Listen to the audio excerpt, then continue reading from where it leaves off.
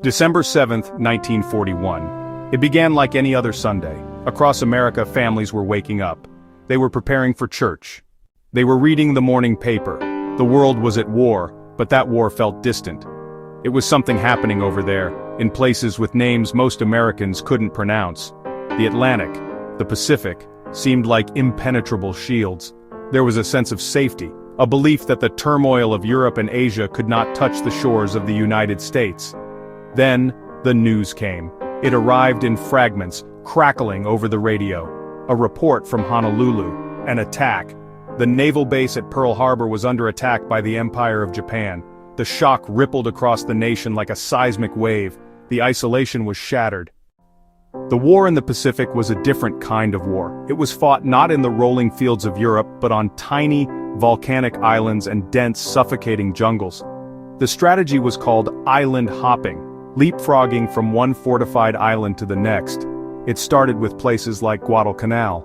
For 6 long months, Marines and soldiers clung to a sliver of land, fighting in mud, rain and heat.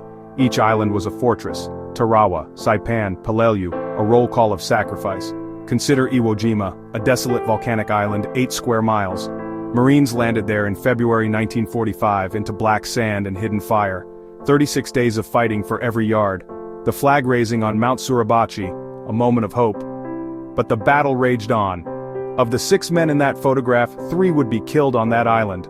The final island in the chain was Okinawa. The battle began on April 1, 1945, the deadliest of the Pacific War. 82 days of relentless grinding combat. The Japanese fought to the last man. Civilians were caught in the crossfire. The cost was staggering. Over 12,000 Americans killed, tens of thousands more wounded. In Europe, the war was one of liberation.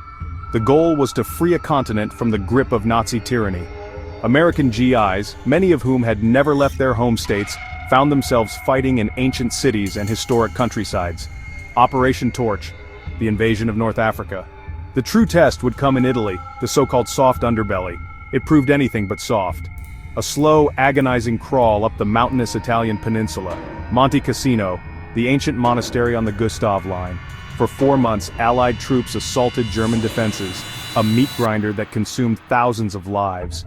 The turning point came on June 6, 1944, D-Day, the invasion of Normandy, the largest amphibious assault in history. Pre-dawn, thousands crossed the English Channel. Utah Beach, a wall of fire. Omaha Beach, catastrophe. Small groups of men breached defenses and clawed inland. From the Normandy beachheads, the long, bloody fight across France began. The push toward Germany led to the Battle of the Bulge, Ardennes Forest, Hitler's last gamble. American forces surprised, outnumbered, surrounded. The largest and bloodiest battle fought by the United States in WWII, a final terrible test before the push into Germany. Before the hedgerows of Normandy or the mountains of Italy, there was the dust and heat of North Africa. For many American soldiers, this was their first taste of combat in the war against Germany. Operation Torch, the Allied invasion in November 1942, was a massive undertaking designed to open a new front. The American army was still green, untested in large-scale mechanized warfare against the experienced German Afrika Korps. The lessons came hard and fast. In February 1943, at a place called Kasserine Pass in Tunisia, the U.S. Army suffered a humiliating defeat. They were outmaneuvered and outfought by Rommel's veterans. The battle was a brutal wake-up call. It forced a complete overhaul of American command and doctrine. Leaders were replaced and a new understanding of the enemy settled in. The war in North Africa was a war of movement, of vast distances and stark landscapes. The soldiers contended with blistering heat by day and freezing cold by night. They battled sandstorms that could strip paint from a jeep and dysentery that could incapacitate a whole platoon. They learned to conserve water as if it were gold. The campaign culminated in the spring of 1943. American and British forces closing in from west and east trapped the remaining Axis armies in Tunisia. In May, over 250,000 Axis soldiers surrendered. North Africa was finally in Allied hands, but it came at a significant cost. More than 18,000 Americans killed or wounded. Above the battlefields of land and sea, another war was being fought. It was a war of incredible speed, terrifying violence, and profound isolation. Young men, many barely out of their teens, climbed into the cockpits of bombers and fighters, flying deep into enemy territory. For the bomber crews of the 8th Air Force, stationed in England, a mission over Germany was a journey into the heart of the storm. They flew in massive formations for protection. B-17 flying fortresses, B-24 Liberators, bristling with machine guns. But they were still vulnerable. The flight to the target was an ordeal of hours. Cramped in the unheated aluminum fuselage, the men endured frostbite at 25,000 feet. They breathed through oxygen masks, knowing that a failure meant death. And then came the German fighters. Messerschmitts, Focke-Wulfs would swarm the formations, attacking with cannons and machine guns. The sky would fill with tracers, smoke, and parachutes. They watched helplessly as other planes in their formation exploded, taking 10 of their friends with them. If they survived the fighters, they faced the flak. Anti-aircraft fire would burst around them, peppering the thin skin of the plane with deadly shrapnel. For every crew that completed its tour, many more did not. During 1 week in October 1943, the 8th Air Force lost 120 bombers and 1,200 men. For every soldier killed in battle, several more were wounded. Medics, or corpsmen as they were known in the Navy and Marines, were the angels of this hell. Unarmed, but marked by a red cross that often seemed more like a target, they scrambled through machine gun fire and explosions to reach the wounded.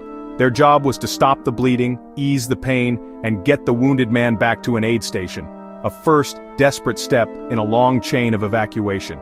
The first stop was the battalion aid station, often just a dugout or ruined building a few hundred yards behind the fighting. Here doctors performed emergency procedures under primitive conditions. From there, the wounded were transported to field hospitals. These were sprawling tent cities where surgeons worked around the clock. The dead were treated with a different, more somber kind of care. When the fighting subsided, soldiers from graves registration units would move across the battlefield. They collected the fallen, documented their identities through dog tags, and prepared them for burial. Temporary cemeteries were established with rows of simple white crosses and stars of David. Each marker represented a life cut short, a family shattered, the first casualties of a long and brutal conflict. Back home, the cost was measured in telegrams. The sight of a War Department messenger was enough to stop the heart. In the long, anxious months of separation, letters were the lifeline. They were the fragile paper bridge connecting the hell of the front lines to the quiet hope of home. Every day, millions of pieces of mail crisscrossed the globe, carried by ship, plane, and truck. For the soldier, a letter from home was a precious link to the world he had left behind, a world he was fighting to protect. It was a reminder of normalcy, of love. News of a birth, a good harvest, a high school basketball game was like a drink of cool water in a desert of violence and fear. The letters they wrote back were a careful balancing act. They tried to reassure their families, to shield them from the worst of the horrors they were witnessing. "Don't you worry about me," a son would write to his mother. "I'm staying safe and keeping my head down. I'll be home before you know it." But between the lines, a different story could often be read. Sometimes the truth would break through. In letters to a trusted brother or best friend, they might confess their fear, describe the chaos of combat, the loss of a friend. And then there were the final letters, the ones written in a quiet moment before a major battle when a soldier had a premonition that he might not survive. "My dearest darling," one pilot wrote to his wife, "if you are reading this, it means I won't be coming home. Please don't be sad. Know that I loved you more than anything in this world." While soldiers fought on distant shores, a different kind of battle was waged on the home front. It was a battle of production, of rationing, of waiting, and it was a battle of grief. For hundreds of thousands of American families, the war brought not victory parades, but a lifetime of sorrow. The loss was not an abstract statistic. It was a deeply personal void. The news arrived with shocking finality. A telegram delivered by a quiet messenger, a small, dreaded envelope from the War Department. The moment it arrived, life changed forever. A mother in Ohio, a wife in California, a father in Texas, they were all joined in a silent fraternity of loss. Their private grief was shared by the community. A gold star would appear in the window of the family's home. It told everyone that someone from this house would not be coming back. The scale of the loss was immense. Over 400,000 American service members died in the Second World War. To comprehend that number is almost impossible, but the loss was not just a number, it was the faces behind the statistics. The high school athlete, the farm boy, the aspiring artist, the young mechanic. After the war, the bodies of the fallen began to come home. For thousands, this meant a final, heartbreaking funeral, long after the war had ended. The memorials that were built were not just monuments to victory, but sacred places of remembrance for the immense price of that victory. Today is September 5, 2025. 80 years have passed since the guns of the Second World War fell silent. The world has changed in ways that generation could scarcely have imagined. The great conflict that defined their lives has receded into the pages of history books.